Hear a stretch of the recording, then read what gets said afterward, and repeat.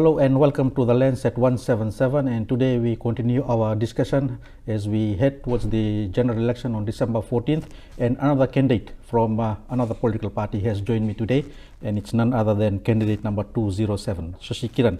It's a pleasure to be sitting down with you. You're a former journalist, a former community worker who has worked for Friend Fiji in the Western Division and over the country. Let's start with your political ambition. Why have you entered politics and why the National Federation Party? Hi, Anish, and greetings to all the viewers. Why have I joined politics? I was actually hoping Richard Naidu would be the one taking our views. He's on our board, so all the issues that we've been talking about, we were thinking that he will be in the parliament. Since circumstances were such and he couldn't, we couldn't leave the issues like that. So I felt the pressure to join, and NFP being one of those open parties, the leadership there is very good to communicate with, and Richard has been part of that, so that sort of guided me towards that party. So you're happy with the campaign so far, where you've been? Me personally? Yes. I think I came in too late and I hadn't thought about politics really, so first couple of days I was a bit lost on how to even go about doing it. And then it's been amazing. People have been calling. Support has been absolutely amazing. Communities have been calling for me to go and engage and talk about and listen. So overwhelming support, I would say. As I mentioned, you've worked with Friend Fiji for over 20 years. You have touched many hearts and assisted many people, helped many people. Do you see this turn into your political fortune in terms of the number of votes you get from those individuals you have helped? Not necessarily, because I worked with some people who have actually said they support other parties, and that's their choice. That's absolutely a non-issue. I think I've supported people. If you remember when I started the organization Friend, nobody told me to. And even when we served during the pandemic, we had the luxury of staying at home. Nobody forced us to. That's not really technically our job. I've always served people because I felt strongly about it, and I think the political journey will give me an opportunity to serve people better in a different place. Do you think people are surprised when you turn up as a politician in the community? I myself am surprised when somebody says you're a politician. So yes, actually there's been a lot of excitement. Communities have basically said, awesome that you're going up, and you'll be able to take our issues to a different level. So I think there's a lot of excitement at the moment. And who actually are you targeting at your campaigns, and why? I've been basically going to people who want to be heard. I've had calls from squatters, from communities, from rural people, even urban areas where they just say, we want to be able to share with you some of the issues we are facing. So it's been largely Western Division and the communities we've worked with. I've had invitations from the north, some of the interior areas. Some I've just spoken on the phone and said I can't come because of the time shortage. So yes, I've been very blessed that people have been inviting, and I have not had the time to actually target and go places. You mentioned the Western Division. Let's talk about termites, a issue that you brought up when you were announced. What's the problem? What's not being done, and how do you intend to handle this? Termite is a big problem and a big contributor to poverty. Actually, in the Western Division, we've seen houses absolutely, falling apart. Especially the poorer they are, harder it is for them to get building materials.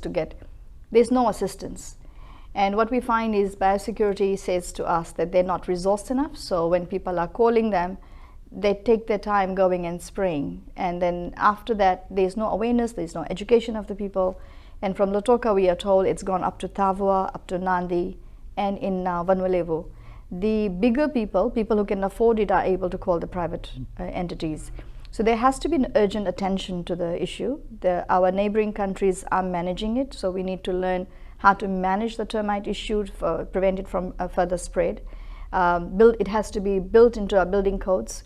And what support can we give to the people who are already suffering in order so they have sustainable houses? Because at the moment, many people have said to us, and especially the poorer, if a cyclone comes, our houses are just going to fall apart.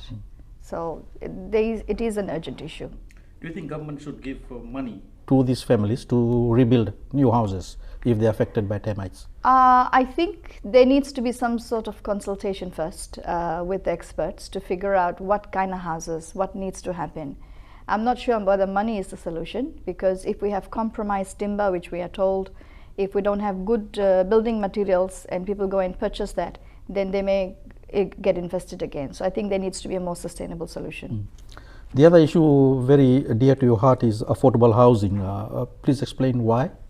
So more and more people are telling us that educated, middle income even, when they go and try and purchase houses, they can't. The affordability simply is not there.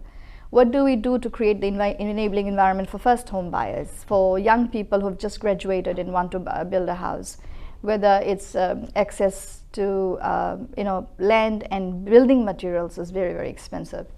So I think there needs to be something, and even low cost housing, we are told that it's not so low cost anymore, and subdivisions, because private contractors work on it, and we are told that EFL and Water Authority don't engage from the beginning, the cost keeps on building. So then it needs to be, there needs to be conversation, consultation, and we need to talk about it to try and make sure that our people have affordable housing. This government has got a Ministry of Housing that looks after all these issues. What's the future like with the current young population in Fiji if they do not have access to affordable housing, and if these young people are getting into marriages and starting a family? It's causing a lot of problems, and we saw that during pandemic time as well, because people were just renting and they had to come back to the extended family. The homes are small, there's overcrowding. People are living in shambles. In squatter population is growing because there's just no affordable housing.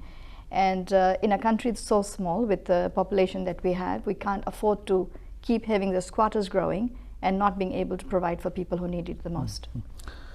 The National Federation Party's partner, People's Alliance Party, have announced that they will declare a national emergency on drugs, drugs being abuse of drugs. In your work with FRIEND, was this prevalent in the areas that you came and visited? We constantly listen. In our listening activities, we constantly hear the parents are concerned, the youth, school teachers, business community. Constantly we hear that drug is very readily available, hard drugs. And it makes me sometimes wonder how people are able to access it, and enforcement agencies are not able to find those sources. Do our enforcement agencies not have the willpower, or they don't have the capacity? And I think any government coming in has to look at the issue, build the capacity of enforcement, and see, not only look at the drug and the problems and the source and deal with it, but also make sure that rehabilitation is available. Some people want to get out of it, but they can't because there's no support available. The recent closure of the Natambua the Old People's Home, it hit you so much that there was a video you produced that went on social media. What is Fiji when we are not able to treat our elderlies in a very bad place? Actually, before I decided to join politics, I've been working on trying to develop aged care. We see our older people neglected. The entire Western Division was being served by the Golden Age Home, and termites and there's been lack of budget for it. But during the pandemic in particular, we saw a lot of older people being affected, and not only older people, but people with amputations, people living with disabilities. The care is almost non-existent. And I feel very strongly about it, because as a society, if we're not able to look after the people who looked after the nation, these are the people who have helped us build the nation. If we're not able to look after the most vulnerable, like people living with disabilities, then we are a nation that's failed. How can we not look after? I think the leadership and the values of the leadership is reflected in looking after, whether we're able to look after or not, of the most vulnerable population. So I feel very strongly about that. And you get sad when things like this happen? It's painful. It's painful, and it makes me want to do something about it. And that's why I said, even without wanting to join politics, we were working privately to try and set up something where, because there are people during the pandemic and even after, we had people calling us, people who were neglected. We've seen old people just live in,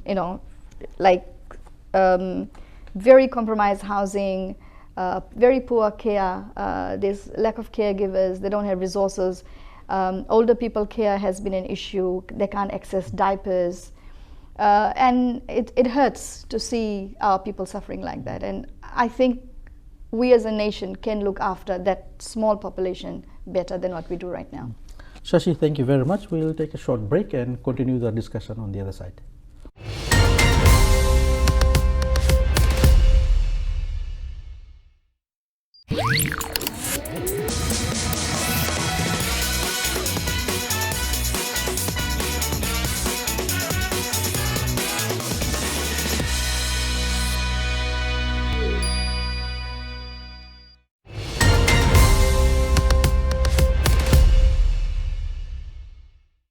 Welcome back, and Sashi Kiran from the National Federation Party is with me today. Sashi, I have to ask you this question. You have been criticized in Parliament, in the media by ministers of the current government. I know you would have followed that. Let me ask you this. What did you do to maintain your composure when you were attacked in that way? I think not much, because most of what they were saying, because it was not true, it didn't really matter to me. And it doesn't really matter. I think as long as I'm true to myself, criticism doesn't really matter. Do you think these ministers who criticized you would have had a shock when you were named a candidate for the NFP? Maybe, or maybe not, because they were always assuming that I'll join politics. Or maybe they were, I'm not really sure. But I don't think it should matter to them either. If they have done the best, we are all coming to do our best. Will your presence in the political field do damage to their stronghold in the Western Division? Not sure. It depends on what people feel. I have served the people regardless of any situation they have been. So if people think that I'm capable to serve them because I've served them before, then hopefully they place the trust in me. Yeah. With the current government, we have seen they have neglected the West in everything possible. Remember when the lockdown happened in Suva, food was distributed immediately. When it happened in the West, nobody touched West for months. And look at the aged care home. Our Western Division Old People's Home is gone. There's nothing in the West.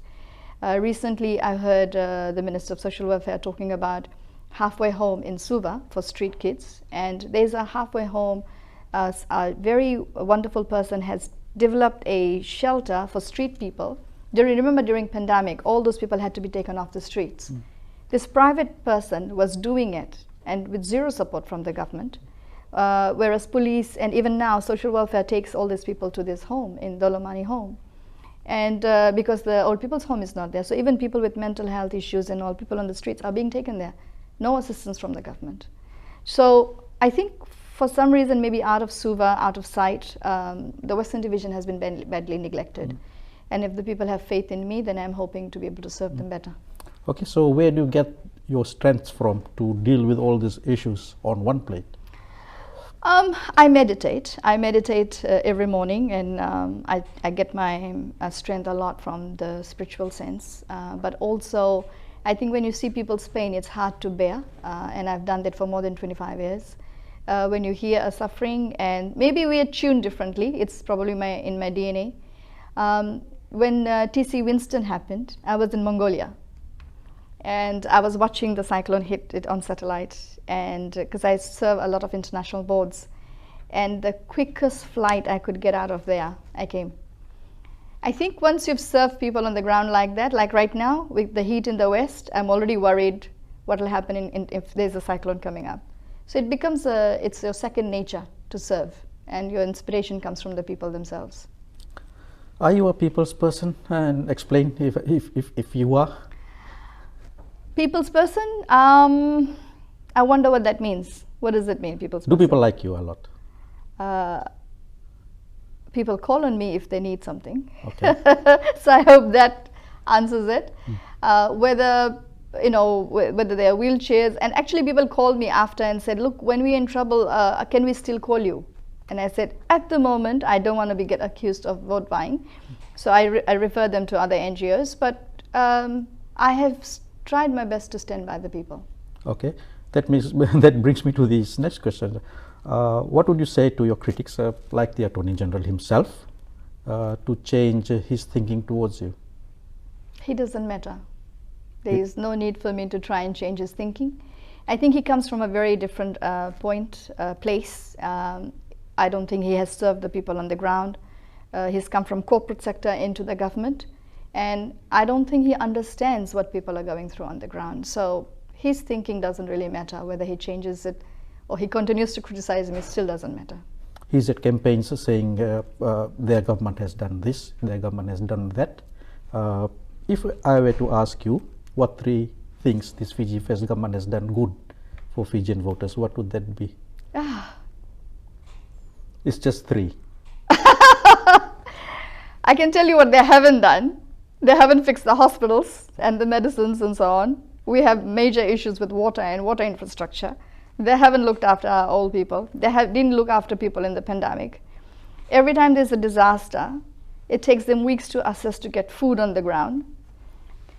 They haven't fixed any of the evacuation centers. You know, evacuation centers each time, remember after each cyclone we'll hear, oh, people went to evac centers, the toilets were not appropriate, women did not have privacy, there's no disability access, and post-disaster nothing happens. And none of the evac centers have engineer's certificate. People are just made to go into these places. So I can tell you a lot of things they haven't done. What they have done, I'm going to have difficulty explaining to you. 0. Well, I would say what they've done is they've created a lot of fear. They have restricted the way we express ourselves. They've restricted the media freedom. That's 3 things they've done. 1, 2, 3. How do you handle yourself emotionally, having walked in the field, and when you come along families or people who are suffering? How do you handle yourself emotionally? I think I've dealt with it long enough to know that emotion has its place, but there's also a place of being able to do things. You don't get so overwhelmed that you're not able to do the right thing. And that comes with practice, and that has, like I said, meditation really helps me a lot. When I'm really disturbed, I go back and I do a lot of reflection and writing, and I keep asking myself, what could we do about it? And I've been very blessed because we have a huge NGO family. We have friends in places we know.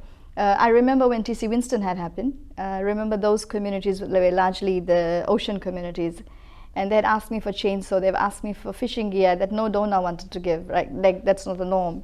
So I was able to call a lot of private sector friends, and they mobilized, and William Parkinson was one of them. Like quite a few people just moved and said, yes, this is the need, we help. So if I ask myself, what can I do about it, and genuinely so, resources pop up. So that gives me that strength, okay, we can do something about it. We don't have to sit back and watch. Let's talk about work ethics. You have a very strong work ethic. What about political work ethics? Does that matter in Fiji? Yes. When I started the organization that I did, I had made a rule that, so we've been making chutneys and all, I would not take a single bottle home without paying for it. Even if I buy seeds, the garden, you know, I wouldn't take vegetables home free. And when we go into the communities, when they give you, I try to discourage them giving us gifts, and if they do, it goes into the organization pool. I think any government, when the leaders are straight, then down the structure, nobody would dare do, be unethical. So it's very important that the leadership shows ethics, shows accountability. Whatever we do, and not everything we'll be able to do for the people immediately. It's important to communicate. It's important to be accountable to the people we serve, people who've put us there. And that whether it's an NGO or a government, accountability is key. And I think if the leaders are straight path, then nobody working within that system will go off the rail. Having said that, I think people who are working with the leaders, whether they're permanent secretaries or directors, they should be an enabling enough environment for people to correct leaders if they're going off track. It's everybody's responsibility, because we're not working for a person, a prime minister, a minister. We're working for the government, and the government is a machinery of the people. Sashi Kiran, thank you very much. We'll take a short break and continue the discussion after this.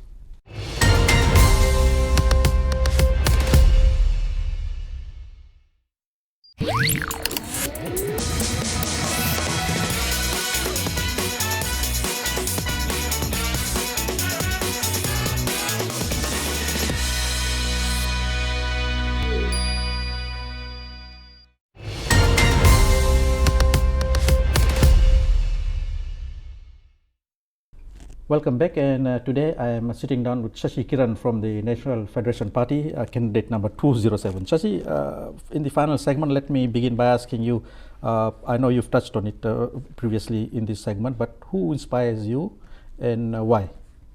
People. It's amazing. I get very inspired by the elders in particular because they've had solutions to many problems we're suffering right now, and the more I talk to them, the more I get inspired. The communities inspire me because they have a lot of solutions, only if we take time to listen. What would you do if you were asked to mediate a truce between the current Prime Minister Frank Bainimarama and the leader of the People's Alliance Party, Sitiveni Rambuka, who have been critical of each other? Both are military commanders. If you're given a chance to mediate a truce, would you take up the offer, and how would you do it? No, I wouldn't take that offer at all. I think they're in campaign mode right now, but if they both had to take leadership, I'm sure anybody who takes leadership, it's a huge burden on our shoulders. And the people concerned would look at the bigger picture, look at the bigger issues, and the personal differences would drop off. The to and fro, what damage is it doing to the country? Huge. You really wish that the leaders would use quality, the way they speak, and think about the bigger picture, like I said, because the more fear we are generating, the more each time you put people down, it affects the psychology of the nation. It's not upbeat. It's making people fed up and tired. It's doing a lot of damage, especially to the younger people, that this is the caliber of leaders we are seeing. I wish there is much more class in the way we are dealing with politics and campaign. What is your biggest fear for the country going forward, maybe 10 years, in terms of how governance will guide this country? I will be fearful if the current government wins back, because the way they have really suppressed people and the way the services have collapsed, in 10 years' time, this place would really not be livable. Another fear I have is if the leaders continue to divide us, and if we give in to the division of ethnicity, then we are destroyed forever. It's very important that we are able to look beyond the race card and beyond the politics, and hopefully the wisdom will settle in for us to work together, because there's so much strength to look far. Can you explain the race card point that you've brought up, in which areas and how? I think it's been very sad that each time there has been political upheaval, even 2000 we've seen, 2006 we've seen, the current government saying that we were not equal citizens, and they have given us equal citizenry. I think we were always equal citizens all our life. We've had the same passport, we've been called Fiji Islanders. So I don't think anything new has been given. That's what I personally feel. Currently, when the current politicians are using the race card by saying, you know, there'll be bloodshed, there'll be this and that, what the leaders are saying is that they need to protect one ethnic group from the other, and that is an insult to the indigenous people of the land, because when the Syria ship was wrecked in, fifth ship, they did not need a leader to go out and humanely save people. Our people have never, any problem happens, both ethnic groups work together. There's bad and good elements in all ethnic groups. So I think this race card is very painful. I remember when I went to PNG for election observation, and I went to a little island, then I realized how much I trust my people, because I was scared for the first time in choppy waters. In Fiji, when the Fijians are there, I feel very safe. And dear to your heart is the issue of Girmit. Girmit is Sitiveni Rambuka has pledged there will be a national holiday on Girmit. Yes. What more can be done to recognize the Girmit era in Fiji? I think it needs to be brought in school curriculum. There needs to be awareness on both cultures, and that's missing at the moment. There needs to be more narrative on the strengths of the people of the Girmit era, but also there needs to be learning of the indigenous culture as well, because there's generally no concept at the moment. So a lot more can be done for us to come together and have an enabling environment of engagement. Let's talk about the issue of the future of the country in terms of the general election. What's your message to the young voters first? Young voters, please think wisely. If you want health services for your family, your parents, we have to build that. The young voters need to look at, and a lot is available online. Please look at the history, look at 87, 97, 2000 and so on, and then decide on which leadership can give you the future that you want. Young voters should also be able to analyze. They need to be able to use analytical skills to be able to think forward. And there's a lot that can happen. They have the amazing amounts of strengths to be able to help us redevelop this nation. So what's your message to rural voters across Fiji? Rural voters, please have a look. Most rural areas I've been to, there's poor access to water, health. Rural electrification is a major issue. If a government has not been able to serve you for the last 16 years, let's give another government a chance for 4 years and see. If you're not happy, you'll have a choice again. But please give a choice to people to be able to be served better. And finally, your message to peri-urban and urban voters? Peri-urban and urban areas, same issues. We have issues of housing, environment, rubbish. There's so many things. If you think you've been served by the government and you're happy, by all means. But the issues we know are massive. And I think, again, we need to work with the strengths. We need to be heard to be able to build a better urban planning. And definitely we need elections, the local government elections.